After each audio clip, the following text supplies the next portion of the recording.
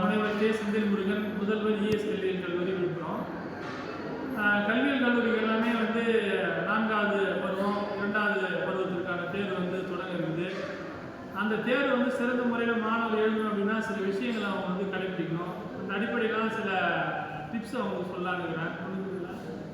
அனைத்து மாணவர்களும் உட்கார்ந்து நல்ல முறையில் தேர்வுக்கு தயார்படுத்திக்குவாங்க. உட்காந்து நிறைய கான்சன்ட்ரேட் பண்ணி படிங்க, புரிஞ்சு படிங்க. இது எல்லாமே உங்கள் ஃபியூச்சருக்கு பயன்படக்கூடிய பாடங்களாக இருக்குது. உங்கள் வாழ்க்கைக்கு என்ன பண்ண போகுது, இந்த பாடங்கள் இருக்கக்கூடிய தலைப்புகள் எல்லாம் பயன்பட போகுது, போட்டித் தேர்வுக்கு பயன்பட போகுது. அதனால் முழு மனசோட உட்காந்து நல்லா முதல்ல படிங்க. முழுமையான சிந்தனையை அதை வச்சுட்டு கவனமாக படிங்க. எல்லா பாடங்களையும் ஆழ்ந்து படிங்க. படிச்சுட்டு தேர்வு அறைக்கு போகும்போது அந்த தேர்வு நேரத்துக்கு முன்பாகவே அங்கே போயிடுங்க. உங்களுடைய சிந்தனையை ஒழுங்குபடுத்தி அங்கே அமர்ந்து உட்காருங்க. ஏன்னா ஆல்ரெடி நம்ம 10th 12th தான் எழுதிட்டுமே, கவர்மெண்ட் எக்ஸாம் எழுதிட்டுமே, இதுதான் பெருசாக அப்படின்னு நம்ம நினைக்க வேண்டாம். எதுவுமே என்ன பண்ணக்கூடாது, வாழ்க்கையில் அலட்சியமாக நம்ம நினைக்கக்கூடாது. எல்லாத்தையும் முழு கவனம் செலுத்தணும்.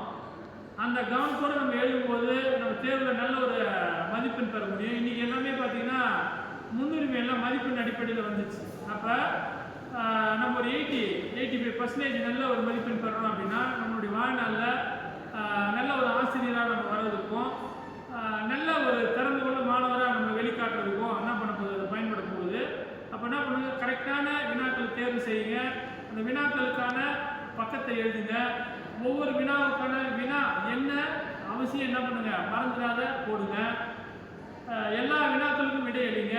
40 பக்கம் புக்லெட் உங்களுக்கு கொடுப்பாங்க. அந்த 40 பக்கத்தையும் முழுமையாக என்ன பண்ணுங்க, பயன்படுத்தி முழுமையாக அந்த மல்டிபிள் சாய்ஸ் சொல்லக்கூடிய தேர்வு செய்யக்கூடிய வினாவை எழுதுங்க. அடுத்து 5 மதிப்பெண் எழுதுங்க, 10 மதிப்பெண் எழுதுங்க. எல்லாத்தையும் முழுமையாக எழுதுங்க. கடமைக்குன்னு எழுதாதீங்க.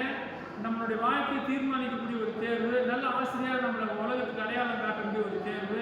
இந்த தேர்வில் நம்ம தான் முதல் மதிப்பெண் பெறணும், நாம தான் பல்கலைக்கழகத்தில் ஃபஸ்ட்டு அப்படின்ற எண்ணத்தோட முழு முனைப்போடு முழு முயற்சியோடு உட்கார்ந்து முழுமையாக நேரத்தை பயன்படுத்தி நீங்கள் படித்து எழுதினீங்க அப்படின்னா ஃப்யூச்சரில் ஆசிரியர் தகுதி தேர்வு, அதுக்கப்புறம் முதுநிலை ஆசிரியர் தேர்வு, இது எல்லாத்தையும் உங்களால் என்ன பண்ண முடியும், ஈஸியாக பாஸ் பண்ண முடியும்.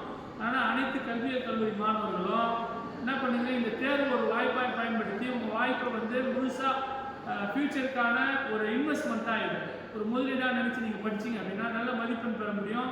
உங்களால் சொசைட்டியும் சீர்பட போகுது, உங்களுடைய ஃபேமிலி பொருளாதார ரீதியாக முன்னேற போகுது. நீங்களும் மனதளவில் தன்னம்பிக்கை தைரியத்தோட ஃப்யூச்சரில் பெரிய ஒரு நல்ல ஆசிரியராக அவங்க என்ன பண்ண போகிறீங்க, இந்த உலகத்துக்கு காட்டி நல்ல ஒரு சமூகத்தை உருவாக்குவதற்கான மிகப்பெரிய ஒரு பணியை நீங்கள் செய்ய போகிறீங்க. அதனால் முழுமையான பயிற்சியோட முயற்சியோட தேர்வு எழுதி வெற்றி பெறுவதற்கு இஎஸ் கல்லூரி சார்பாக என்னுடைய சார்பாக பெரிய வாழ்த்துக்களை உங்களுக்கு தெரிவித்துக் கொள்வேன். நன்றி, வணக்கம்.